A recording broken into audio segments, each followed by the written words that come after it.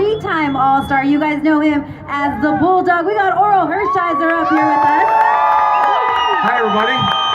I'm surprised, Jess, you know that. That was before you were born. Yeah, but you know what? I think they could do a little bit better than that. Come on, guys. Give it up for Orel Hershiser. Give it up for you Dodger fans. Dodgers! This has been a great energy, a great day out here. I know you guys have all had a blast being up close to the players. This is kind of what you get in spring training in Glendale. Being up this close to the players and seeing everybody and all these activities.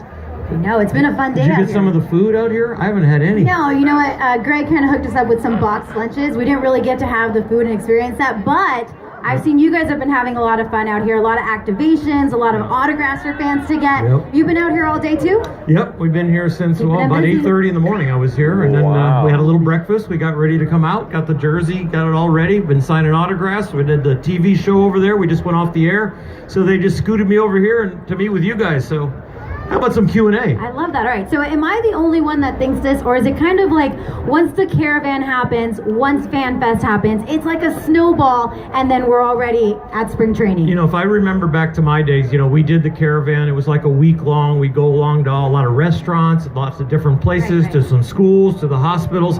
And what this is for the players is this really gets them going. And I've said on the air just a minute ago that this is the beginning of when their workouts really start to feel like the off season is over. The real stuff is happening. So the adrenaline and what you guys bring with your support and being out here today around you guys, they're going to be working out this afternoon, tonight, tomorrow, and all the way into Glendale. When they go February 11th, I'm going in to help Rick Honeycutt coach and all Dave Roberts and the staff.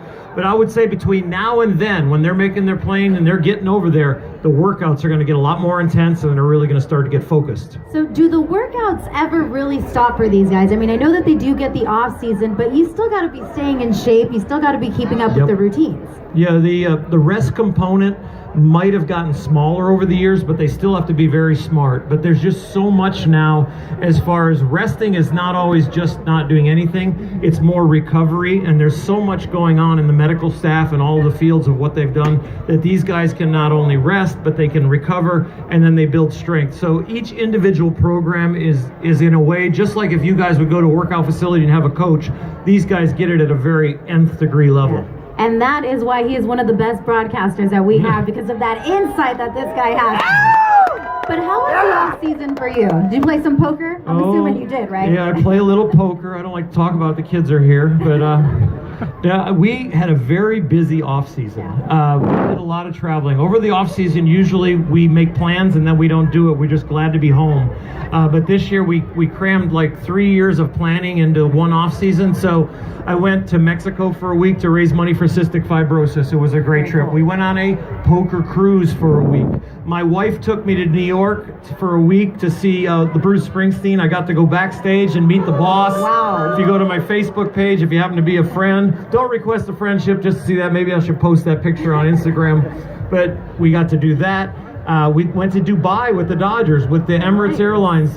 What's flying down the foul poles, the Dodgers and Emirates Airlines get together every year and send 2 or 3 Dodgers to Dubai. And I went with Ross Stripling and Bob Guerin. We put on some clinics over there. We had a great time. I love Dubai. I hated what it did to my body. It took about a week to recover. And at 60 years old, that is not fun because you're 12-hour time difference. So your days are nights and your nights are days, and it is really hard.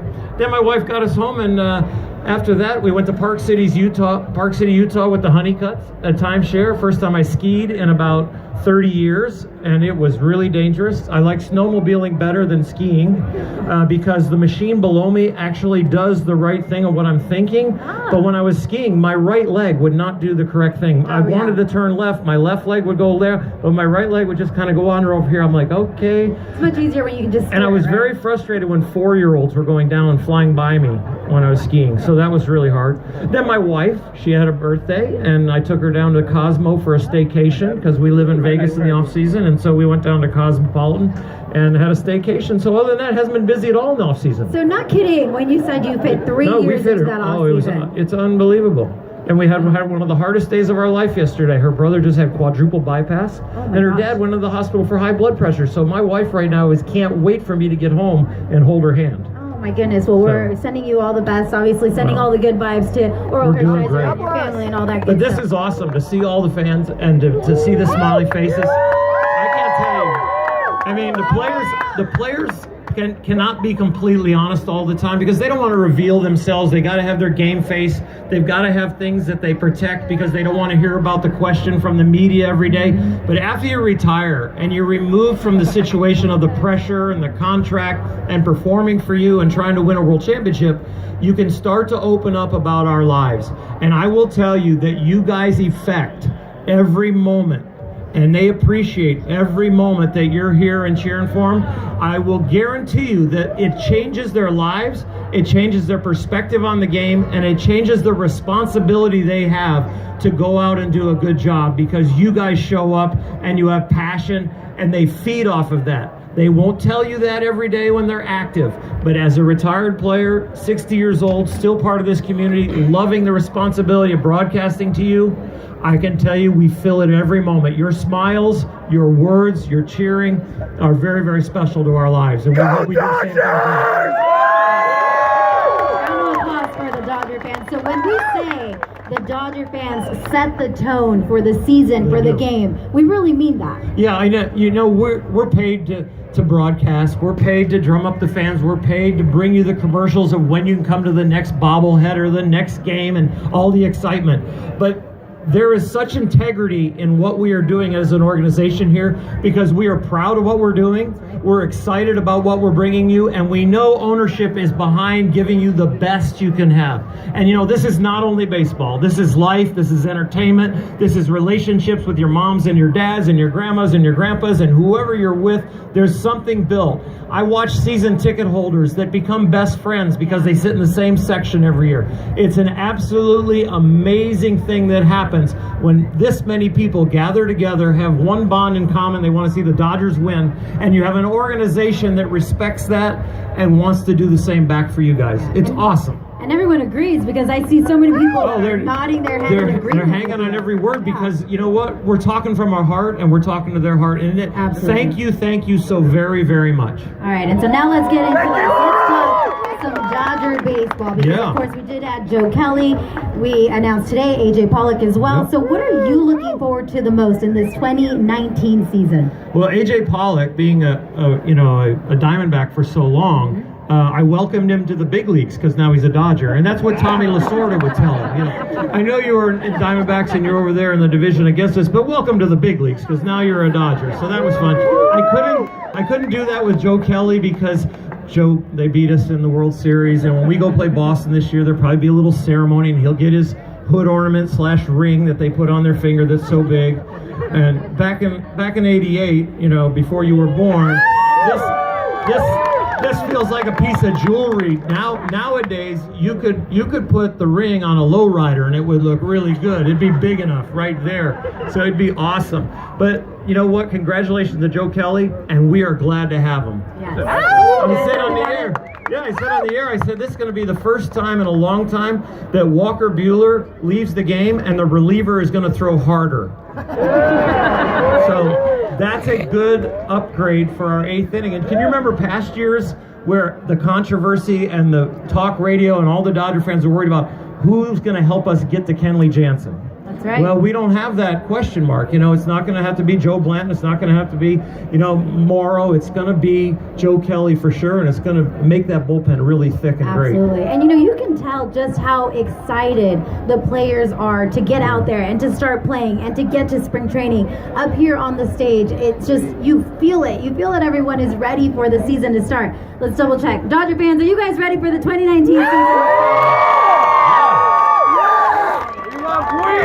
This is so much fun because what you guys get to see from the players in a day like this and in spring training is you get to see their game face kind of removed and you get to know more about them because like I said, that guard starts to come up. The closer you get to, I've got 4 at-bats tonight and I need to get a hit. I've got an inning tonight in the 8th, I've got to go scoreless, or I got to get a save and be Kenley Jansen, or I got to be on the bench and ready to go in the 6th. That game face, that concentration, just like when you're driving to work, you start to get in a mode of concentration.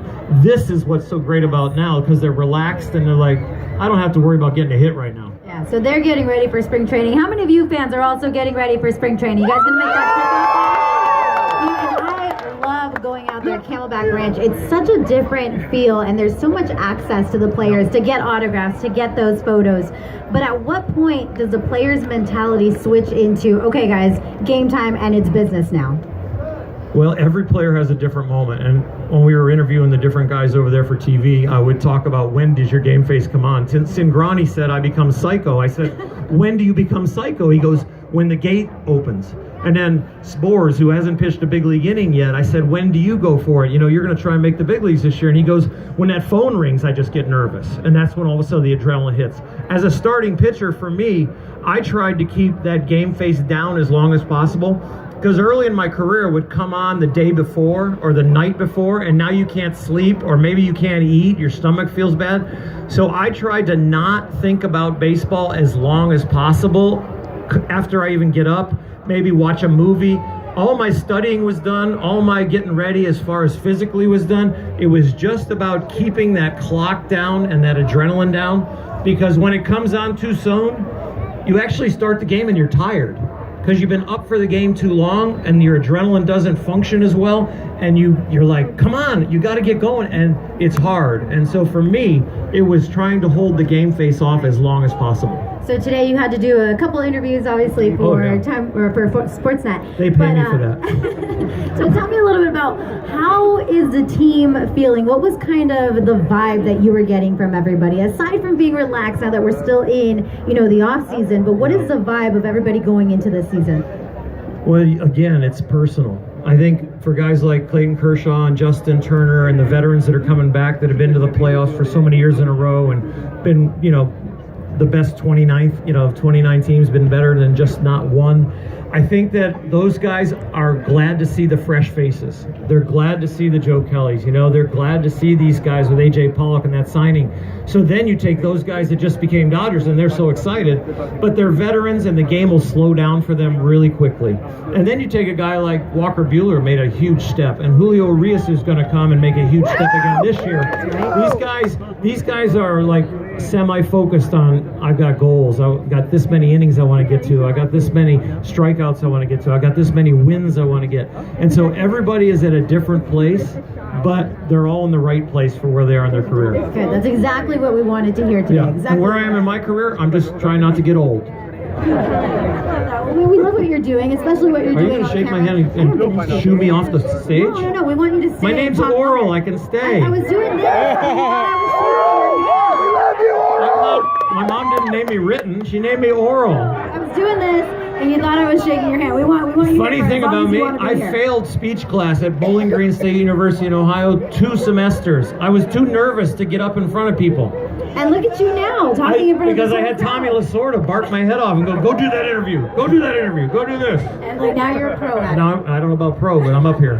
All right, well, we love the time. We enjoyed spending time with you here today. Can I go today. home to my wife now? Yes, you most definitely can. But before you do, anything you want to say to all these Dodger fans that came out here today to see you? I spoke today from the bottom of my heart. We love you guys. We appreciate you supporting the Dodgers. It's an unbelievable honor and responsibility to be part of the organization for Jackie Robinson and Don Newcomb and Sandy Koufax and Don Drysdale and all the greats that have come before us. And we take that responsibility very, very seriously. And thank you for welcoming Joe Davis and myself up into the booth, because you guys wouldn't have been here unless the last voice, Vin Scully. He was so great and he was so wonderful. We love him very much. Thank you very much.